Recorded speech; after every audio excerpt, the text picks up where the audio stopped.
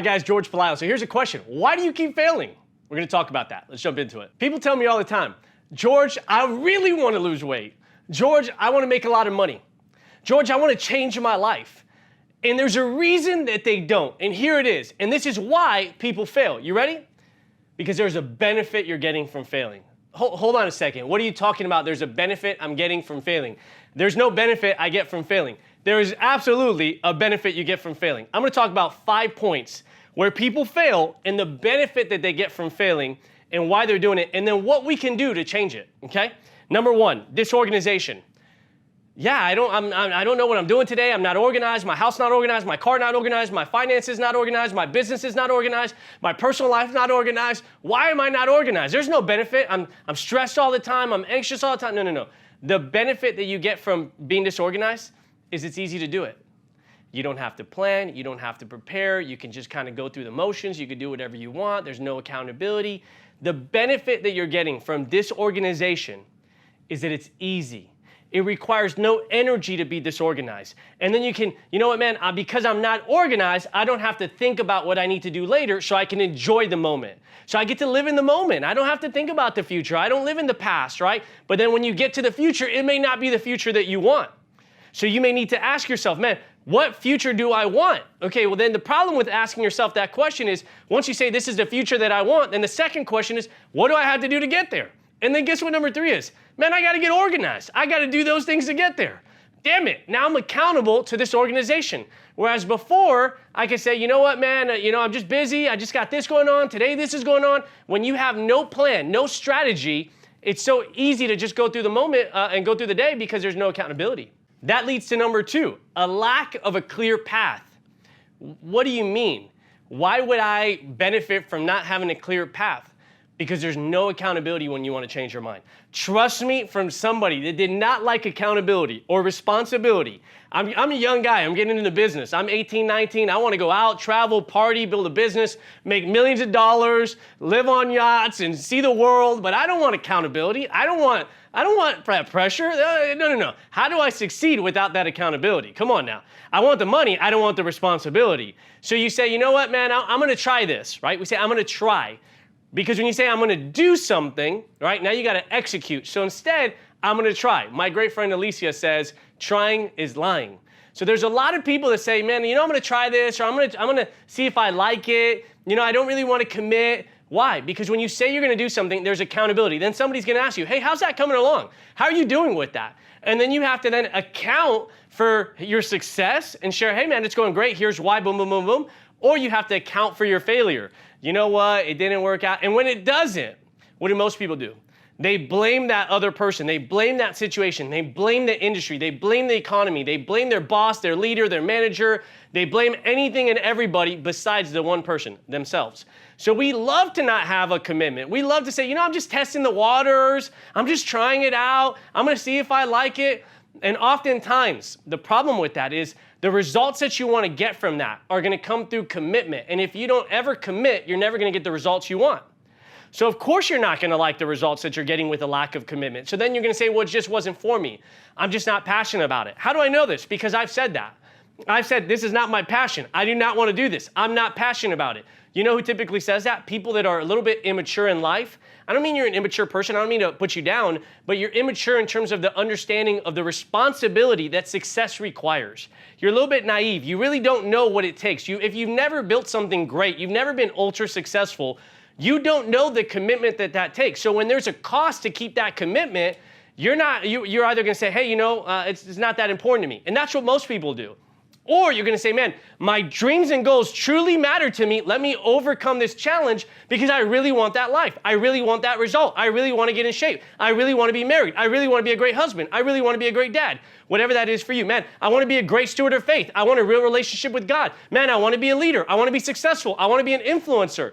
Whatever that is for you. Man, I want to network. I want to be able to really influence change in the world. Man, I want to be able to learn. I want certain friends that I want to be able to have that relationship, but I got to build my value. I got to build my status. I got to build my credibility to be able to have those associations. That takes a lot of commitment. And so one of the biggest things that I hear today is, I'm going to try. I'm just not sure. I'm testing the water. You're getting a benefit. You know what the benefit is. You don't have to commit, and there's not a lot of accountability. Number 3 is health, right? George, there is absolutely no benefit in being unhealthy. Yes, there is. What are you talking about? You get to eat the pizza. It's immediate gratification. It's immediate dopamine. Man, that ice cream, that toffee ice cream from Haagen-Dazs, man, at night with the almonds and the crunch. How do I know about it? You know, somebody told me about it. No, obviously I eat the ice cream, man, right? I want that immediate satisfaction. We all do. The reason that most of us do not have the body that we want, and I'm in the process of transforming it. I'm changing my diet, nutritionist, working out. For a long time, I fought it. For a long time, I wanted the result without putting the effort. Same as most people.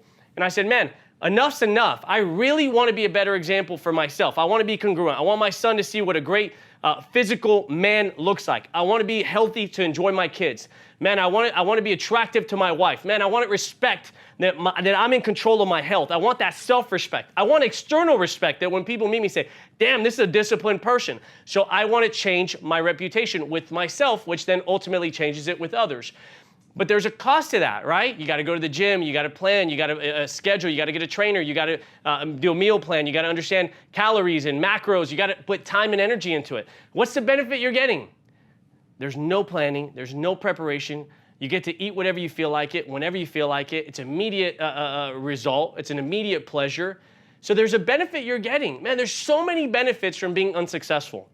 So many that we could talk about. Let's get to number 4, finances. Right? What's the benefit that you get from struggling financially? Well, you don't have to manage money. You don't have to get a CPA. You don't have to get a bookkeeper. You don't have to meet a financial advisor. You don't have to protect your assets. You don't have to learn about real estate. You don't have to learn about stocks. You don't have to learn about mutual funds. You don't have to learn the boring stuff, right? If you want to build long-term wealth, then it's going to require a long-term plan. And that requires long-term thinking. So now you're like, man, but that's not exciting because it's not going to happen tomorrow. Exactly. But also, here's a great part. It can't be taken away tomorrow. See, when something takes time to build, it's also going to last, right? When something takes time to build, it's also going to last.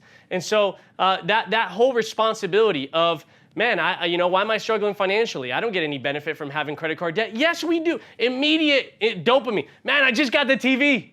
Man, look at these new shoes, bro. And what happens? We get external validation from everybody around us. Man, what a nice car, dude. Even though you owe $122,000 on the car, you can't afford the car. Now because of the car payment, you're stressed out. Then because you're stressed out, you get into an argument with your wife. Then because you get in an argument with your wife, then you don't go out with your kids that night. And all of a sudden, it's challenges at household. That goes on a week, 2 weeks. You don't fix it. It becomes a bigger problem. All these things are connected. But that instant recognition, external validation.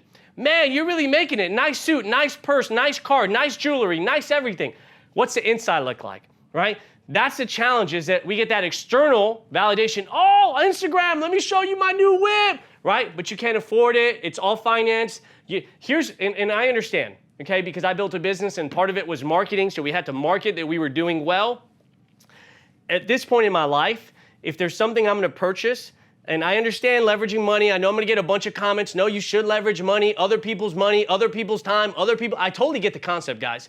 But at this point, when I buy something, I want to be able to, if I chose to, I could cut the check cash. I could bring a bag full of money and buy it cash. They probably wouldn't take it, okay? Money laundering, what's this guy do? But I could if I wanted to. Meaning, if I want to go buy a Lambo and it's $400,000, I want to make sure I have $400,000 in my account to be able to do that. Ferrari, anything you want to buy, Rolex, anything that you could buy it cash. So if you're going to finance something, my thing, and I've heard this a long time ago, wait 6 months to see if you still want it. Next, wait another 6 months if you still want it.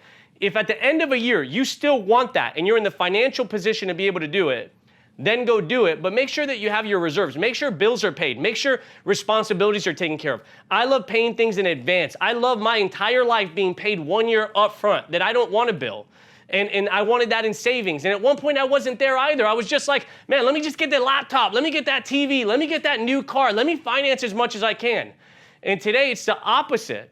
Man, I don't want that. I have the money and I don't want it because I want real freedom. But there's such a benefit to spending money. It's immediate. You look good. You feel good. But then you pay the consequence behind the scenes. So what's the benefit you get to spending money? There's tons of them. I just gave them to you. Lastly, let me give you the 5th one, entertainment.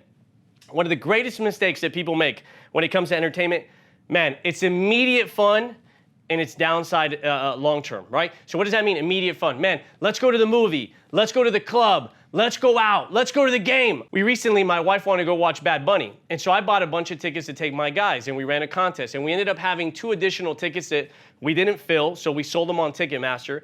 I want to say each ticket was $1,200, $1,500, somewhere around there. And I'm like, man, I'm wondering and the tickets sold, so I'm wondering who I'm going to meet.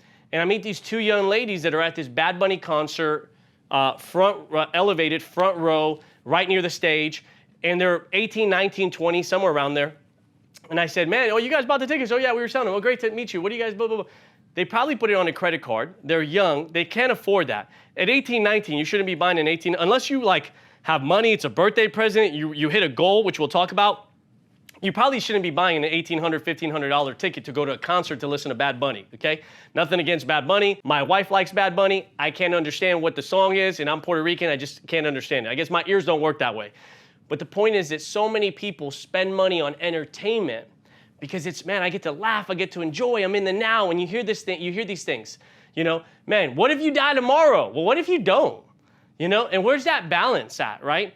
And that's gonna lead to one of the conversations that we're having on reward and punishment, right? The balance is that you start creating a system for reward and punishment. Hey, here's what I want.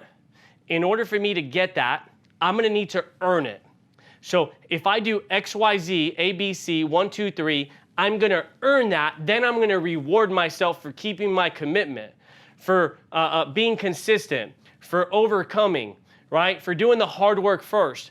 And what starts to happen when you create a new reward punishment system, you start rewarding the right behavior. And then here's what's interesting, after you reward the right behavior, you start understanding that the real benefit that you're getting is not from what you're getting, but who you are becoming. And then this is powerful. The things you want start to change. See, there was a lot of things that I wanted before when I was unsuccessful that today I don't want. Now, some people will say, yeah, that's because you've already have it and you checked it off, and the cars and the house and all that stuff. And there's a lot of goals and dreams that we have that we checked off. Yes, but why did we check them off? Because at one point I committed to a system where I was gonna pay the price now. I was gonna punish myself now. I was gonna do the hard work now. I was gonna sacrifice now. And I was able to delay that gratification. That's such a simple concept, but if it's that simple and we know it, the question is, why don't we do it? There's this great quote by Tony Robbins where he says, when you know something and you don't do it, you don't know it. So if we understand delayed gratification, but we're not wealthy, we're not healthy, we're not clear, we don't have a great business, we don't have great finances, we're not where we want to be, then the problem is maybe we don't really know what we think we know. And maybe we need to change our actions, our behaviors, our habits so that we can change our results. There's this great quote that says, the harder you are on yourself, the easier the world is on you. The harder you are on yourself, the easier the world is on you. The easier you are on yourself, the harder the world is on you. So I want to give you this mentality. When you do something once, it's a mistake. When you do something twice, it's now a decision. When you do something 3 times, it's now your character. So if there's an area in your life where you're failing and you don't feel like you're happy or you're congruent or you're getting the results that you want, not that I want or I expect for you, but that you expect for you, then you got to understand this. It is now a character issue that you have. And how do you change that, right? You have to rewrite your system. You have to create a new system. And that's not the easiest thing to do, guys. So how do you change that?